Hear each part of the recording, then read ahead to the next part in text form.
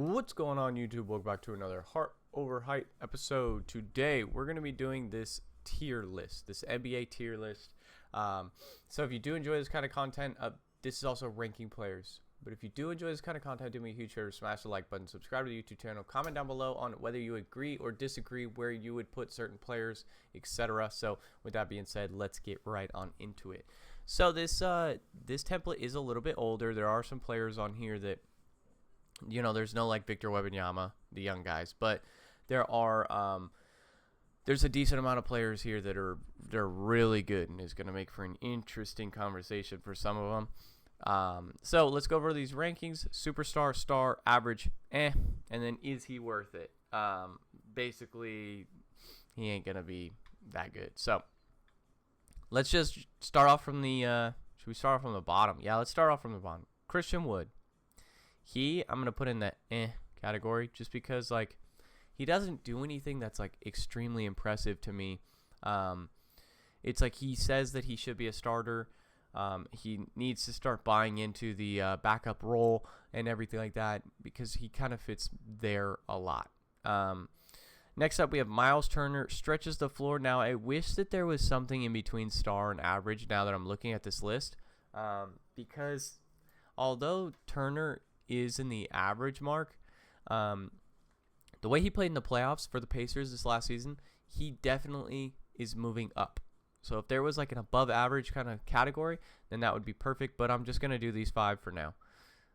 Next up, DeAndre Ayton. Is he worth it? I don't know if this guy has work ethic realistically to be in the NBA.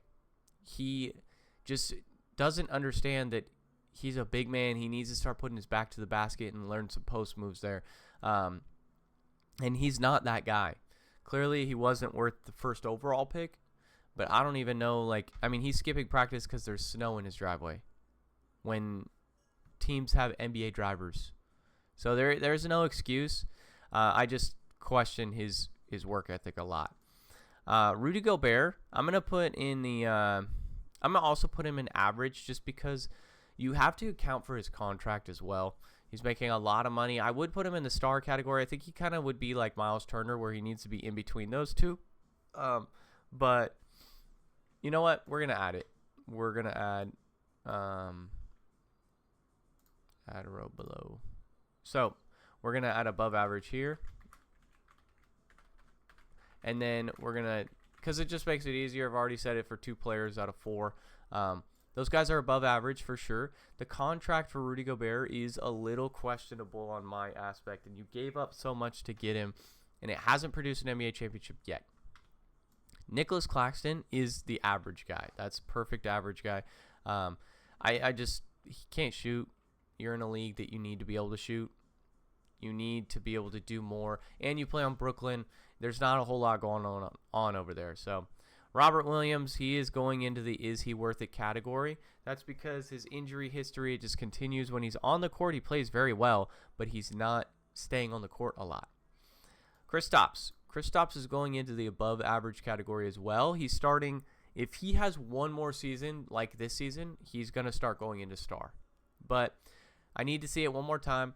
They won a championship. A lot of it was because of him, and he played on a huge injury. So Jared Allen's our next up guy. Same thing as Nicholas Claxton. Average kind of player. He clogs the lane a lot for his squad. That's my biggest problem with him. Brook Lopez, he's starting to get into that category just because of his. They want a first-round pick for him. I don't really think that he's worth all that. I don't think his productivity is there for a 37-year-old. I don't think it's worth it. I'd rather have somebody younger who needs a little bit more time to develop than somebody this old that is not necessarily putting up numbers. Now, our first star is Domantas Sabonis. I mean, this guy's rebounding the ball like no other. He's a good passer. He can score the ball too. He's a big body bruiser. So I think he's definitely a star. Pascal Siakam, same thing. Star. This was somebody actually the Kings went after, interesting enough. But they ended up getting as Sabonis, DeRozan, and all that they got now. So, but Pascal played it very well. He fits very well in Indiana's scheme. Run and gun kind of player, perfect. Bam Adebayo, also star. I like his numbers. Doesn't fill up the stat sheet necessarily, but if you watch him play, he's a really good defender. He's doing really good things for the Team USA right now. And, yeah, overall, just a really good player. I really like him. And my prediction I posted on Twitter is him and Jason Tatum will be teaming up in the near future. Anthony Davis, star. If he stays healthy, he's one of the best bigs in the NBA. His problem is he hasn't stayed healthy. Now, for Team USA, he's dominating right now. So I like to see that. But we need to see that. Joel Embiid is a star. He would be in superstar, but we need to see him win. I can't see these second round exits in the playoffs and expect to put him in the superstar category. There's no way. He also constantly battling injuries. And he's starting to fall on my list because of, like with Team USA, for example, he's kind of holding them back. I think that they need to bring him off the bench now, start Anthony Davis, and go from there. Next up, Jokic, superstar. It's pretty easy, self-explanatory. He's the best big in the league, and he's one of the best players in the league. I don't really need to talk about that guy much. Scotty Barnes, I want to put him in the star, but I'm going to put him in above average for now. He'll be in star next year for sure. So hold on that. He will be in a star. Now for me, Draymond Green, is he worth it? Is he worth all the antics, the stupid crap off the court, on the court, like putting guys in headlocks, punching guys, etc.? I don't think so, especially when you're just a 10 seed every year now. Like the Warriors don't have anything going on, so why are you keeping him around? Al Horford is going to be in the average category. His age kind of started showing this last season. I am assuming this season itself that we have coming up is going to be his last one. But he's still playing at a very efficient level, shooting the balls decently well and everything like that. Next up, Evan Mobley is in the average category as well. He's going up and progressing just a lot slower than I think we expected, as well as he needs to be able to start developing that shot, stretching the floor a little bit more. The expectation of him coming out of college was KG, Tim Duncan-esque. He's just not providing that. So he's, an average kind of NBA player at this point. Aaron Gordon, this is tough. I'm going to put him in the average category because with Denver, on the offensive side of the ball, he plays the dunker spot. So he's getting these easy dips from Jamal Murray and Jokic all day. I just, on any other team, he's not really that good. He just fits the offense of the Nuggets very well, which is why he's an average player. Nothing against him at all. Jeremy Grant, again, average guy. This list is a lot of glue guys. A lot of guys that can go onto a roster and help win an NBA championship. For example, Aaron Gordon with the Nuggets. He went in there and helped them win a championship by just doing everything he needed to do. They make sacrifices. That's the biggest thing about this category. Not that average is a bad thing. They just aren't superstars. Kyle Kuzma is our next guy. For me, he's in the category. I'm not too impressed with him. I know that the Kings are looking to trade for him right now. I just don't think it's worth it. I don't like the fit over there. And Kyle Kuzma, to me, he's all right. He's not anything spectacular in my opinion. And this list is going to shock a lot of people because there's some faces I'm looking at coming up that are not going to be as high or as low as some might think. So, for instance, Karl-Anthony Towns, he's above average. I don't think he's a star. He's all right. I hate the complaining. The whining and complaining. I don't like how he's not eliminating the amount of fouls he's committing every game. And I think he's a little soft. He needs to toughen up. Paolo Banchero, star. I like everything about this guy's game. I think he's only getting better. He's a great offensive player. He's developing that defensive side of the ball. And he's developing with a young core. So I like to see that a lot. Julius Randle, to me, average. He's all right, but he doesn't really fit a lot of teams. Currently on New York, he does not fit that roster. So that's why he's good, but he's good when his team's not, when they're not going to compete for a championship. Jaren Jackson Jr. is an above average player for sure. Solid defensive player. Obviously, defensive player of the year. Zion, he is going to go into the is he worth it category. I'm starting to put him there. I love Zion and his game and everything like that. He just is not staying on the court and staying healthy. And you're putting all your eggs in the basket for him when he's on the court and he's averaging 27, 7, and 7, prime. If he were to able to do that for 65 games, 70 games out of the year, and be dominant like that, he would be a top 5 player in the league, top 10 player in the league. But he can't. That's his problem. He misses 30, 40 games a season. LeBron's our next guy. I mean, I think that he's still superstar category. I don't know if you can take him out until he retires. It's pretty self-explanatory. Same thing with Kevin Durant. Same thing with Giannis. We're just going to get these guys out of the way. These guys are all superstars. They're guys that, I mean, they do it all. Because of their age, they're starting to decline, but they're still superstars. I mean, come on. Buddy Hield is an average NBA player, a glue guy for sure, that's going to come in and help win. Same thing with Dylan Brooks. Solid defender, can stretch the floor. He is on the borderline, though, of dropping down on this list because of the antics. He's turning into a Draymond Green. I don't love it. But, yeah, he needs to watch that because we don't want to see him in the is he worth it kind of category. Next up is Keldon Johnson. Keldon Johnson, to me, is like an kind of player. I thought he was going to be a lot better than he has been. I thought that he was going to be a dynamic wing that's going to help the Spurs win, and it's just not really happening. Next up, we got Bogdan Bogdanovic. He is kind of going in I'll put him in the average category. He's a good shooter who could stretch the floor. Defensively, he doesn't really provide too much, but he's a solid overall NBA player. RJ Barrett is average right now. I think he could go up to above average as he's been branching his wings and been given the keys more in Toronto. But in New York, his time there wasn't too great. Lauri Markkanen is he's definitely a star. I mean, I don't think you could say anything other than that. Maybe above average, but he's putting up crazy numbers. Now, I want to see him start winning. So I'd like to see him leave Utah, go on to his own roster, everything like that. Next up, Mikal Bridges. I think he's an above average player. Glue guy. He fits really well in New York, all that good stuff. He'll be able to help them win now and help them compete with the tough wings in the East. Franz Wagner is an above average. I'm going to keep him at above average because I think he's going to get a lot better this season. I think he will. I think that he is going to grow and just keep growing, and he's going to be a perfect pairing with Paolo.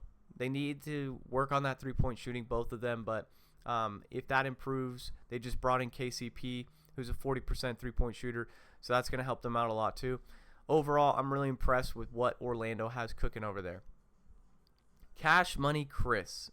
He's going to be similar to Brook Lopez. They're just aging. The injury history is there. I'm just not too impressed with this squad. OG Anunoby is an above-average player. He is going to, just like Mikal Bridges, perfect glue guy for the Knicks. Doesn't need the ball in his hands, can create, can find open spots for him to get the ball. Andrew Wiggins is in the is he worth it category. He just doesn't provide a whole lot. Now, even when he was that championship contending all-star and all that, I wasn't super impressed by him because it's similar to like Aaron Gordon, that dunker spot-esque area. He did a little bit more than Aaron Gordon, but it wasn't a bad season. This last season was just horrendous, though. DeMar DeRozan is going to be in the average category now. I just think that defensively he struggles. His three-point shot's not great. Offensively, if he was a six-man, he'd be way higher on this list. I think he'd be above average for sure, or star. I need to see more out of him from the three-point shot and defensively. I hope this year he invests in that defense. Now, but of course, he's a lot older, so is that going to happen? No. Jimmy Butler, I think it's an easy star. In the playoffs, the guy's unstoppable, but we don't see it in the regular season, so he's not a superstar yet. Kawhi Leonard, above average. He just doesn't stay healthy, and it bothers me. Actually, I'm going to put him at a star. Come on. I can't really. I'm trying to convince myself, but Kawhi Leonard is a star. He's able to lead a team. Jason Tatum, star. Able to lead a team, help contribute. I know he doesn't necessarily have the greatest track record-wise of performances in the finals, but he's still, when he's not shooting the ball well, he's playmaking, he's defending, everything like that. I think he's a solid player. And he's a really good star for the Celtics. There's another guy on here that's going to be a star as well for the Celtics. I think it's pretty obvious. We could just put him in there now. Jaylen Brown. They're Batman and Robin, and we're trying to figure out who's Batman and who's Robin. That's what's happening right now. Jordan Poole, is he worth it? Now, I think that Jordan Poole is going to get a lot better. Actually, I'm going to move him up to because I think he's going to get a lot better. He's had a season to kind of learn what it's like to be the number one option for Washington. He's clearly not a number one option player, but I think he can adjust his game. Hopefully he gets to find a new home soon. He's got a lot of money, though. He's not necessarily worth all that money. So, yeah. Next up, I'm going to put Tyler Hero in the average category. This one might hurt some people just because they think he's better than I believe he is. It's just the defense that's going to be the problem. Defensively, he's just a minus defender, and we don't want to see that.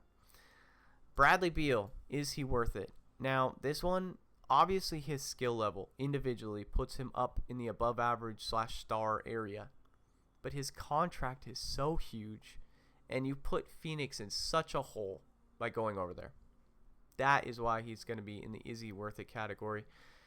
If they figure out, they've had one off season to figure everything out with D-Book, Bradley Beal, and Kevin Durant now. So hopefully that helps them out a lot in the future. But as of right now, I need to see it before I believe it. So Bradley Beal, is he worth it? Tyrese Maxey is a star. This guy is a perfect pairing alongside Joel Embiid. But he is starting to become that number one option. He is solidifying himself as a star in this league. You know, I mean, he got his bag, everything like that. I like this guy's game a lot. He can attack the basket like no other. He can shoot a deep three really well. He just overall, Embiid's not in the game. He's fighting tooth and nail. In the playoffs, he had that mentality of a Jimmy Butler or Kobe, where it's just even though I don't have necessarily my best player alongside me, I'm still going to go out and try. So next up, I got Zach LaVine. Zach LaVine's an interesting one because I want to put him in above average, but his injury history is his killer. He just has too many ankle injuries. He's lost a step. He doesn't look as good as he used to on the court. His game has regressed. DeJounte Murray, above average player for sure. Solid defender. I think with the Pelicans, he's a great fit. The shooting is what concerns me, but I think that Zion doesn't have to be the only guy scoring now. You could take the ball out of C.J. McCollum's hands. He can go back to more of a stretch or more of a 3 type guy, like a 3-and-D kind of guy. Desmond Bane, we're going to put him in the above average category as well. He's getting his way up to star. I just don't think he's quite there yet. Anthony Edwards, superstar. I like what I see a lot of Anthony Edwards. He's solidifying himself as the number one option on Team USA, and he's solidifying himself as one of the toughest guards in the league. He's easily a superstar. Brandon Ingram, he's an above average player. I think I just need to see him in a new system. It's just not him with the Pelicans just isn't working out. And so him in a new fresh color could put him above into that star category. Paul George, this is tough. I'm going to put him in the above average category at this point in time. I think that he's got the skill level of a star, but we need to see a consistent, solid playoff series out of him. That would move him up. Kyrie Irving, this is also a tough one. I mean, he's a star. No. He's an above average player. Still in that star category, similar to Paul George. We just need to see it in the playoffs. We need to see him on the court. Now, his problem is the fact that he can't eat a lot of the times during the playoffs for religious reasons, which that's not what the religious reasons isn't why I'm saying that, but the fact that he can't eat, so he's not going to have a lot of energy on the court. That is his biggest issue, is the not being able to eat part that is holding him back a little bit. But of course, I respect his decision and everything. Shai Gilgeous-Alexander is a superstar as well. He has solidified himself as the number one option on one of the best teams in the NBA, and they got better this offseason. He's a great defender. He's a great offensive player. He knows you can't speed him up, and that is his thing. Is like he is playing at his pace. There is no slowing him down or speeding him up. He's going to play exactly how fast he wants to play. Donovan Mitchell is a star in today's league. He carries the Cavaliers for sure offensively. Defensively, of course, he's a little undersized, but he at least puts in that effort to try to defend. Devin Booker, also a star in today's NBA. He just, I think he's very underrated. His offensive skill is top-notch. And his defensive skill needs some work, but still, he puts in the effort. CJ McCollum is an above-average player. He's an average player, sorry. Stretches the floor, but he was way better on Portland than he is now. I like him a lot more in the Portland area than playing for the Pelicans. LaMelo Ball is average. This is just because of injury history. This is because we haven't seen any sort of production that is fantastic out of Charlotte. Now, a lot of that isn't his fault necessarily, but he's the leader of the team. He is the guy there. Now, I'm very hopeful for them this year that they're going to have a different increase in wins, where we could see them trying to solidify themselves as a playoff team with the growth of Brandon Miller, LaMelo, and all that. I like Josh Green over there a lot too. Chris Paul, at this point in his career, he's kind of there, starting to go into that Udonis Haslem role where he's sticking around for years past he probably should, and he's becoming more of a mentor. Marcus Smart is an average NBA player as well, and it's because his defense carries him. His offensive game is not terrible, but it's just not good. Defensively, though, he's top-notch, one of the best defenders in the league. Jalen Brunson is a star in today's NBA, carrying the Knicks. He proved a lot this season. I know there was controversy about him accepting that contract. I respect it, him going and getting as much money as he can now before going off to before possible injury history or something like that occurring. James Harden is he's average. He's just falling down. It's just he's that kind of person that I talked about it. Who did I talk about it with? DeMar DeRozan, where if they came off the bench and worked with the second unit, they would be so much better, but they are not willing to do that. And if he were to do that, it's just like he just kind of disappears on the court sometimes these days. Drew Holiday's our next guy. He's going to be in the above average category. His defense puts him a lot higher. And this season, he proved he still got it in the offensive side of the ball. Darius Garland is an average NBA player. He needs to go into a new jersey, new city, everything like that, to go explore him as a number, like him as the guy. I want to see him in like Utah, where he could just go and flourish. That would be fantastic to see. Tyrese Halliburton, he's in that star category. I mean, I know he had the shoulder injury and all that. I just think that the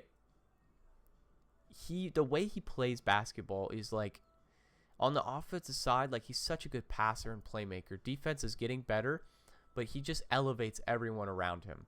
And he's exciting to watch too. Passes he's making, the playmaking, all that, it's fantastic to watch. De'Aaron Fox is also a star. He is somebody that the way he attacks the basket, his mid-range game is dirty. It's so good. Defensively, he gets a lot of steals and everything like that. We like to see that. So, solid player. Trae Young. Trae Young is in the above average category. This is because defensively he is 0. Offensively, he's so good, but his shooting, like he had a poor shooting year this last season. I don't like it. John Morant. Above average. No, star. we're gonna have to put him in star. I would like to see him cut out all the bull crap with outside the game, but in the game, he's a really good player. He carries the squad and everything like that. He, again, elevates players around him. That's what we like to see, of course. Damian Lillard is an above-average player today with the Bucks system, but tomorrow he could be star, superstar category. Just this last season was super disappointing. Luka, superstar, pretty easy, self-explanatory, carried the Mavericks to the finals. Same thing with Steph Curry, superstar. The only guys on this roster that on the Warriors that Curry's the only guy that really is offense over there. So if you do enjoy this kind of video, do me a huge favor, smash the like button, subscribe to the YouTube channel, comment down below on what you agree with and what you disagree with. Let's have a discussion in the comments. So with that being said, guys, it's been another Heart Over Height episode, and I'll catch you guys in the next one. Peace.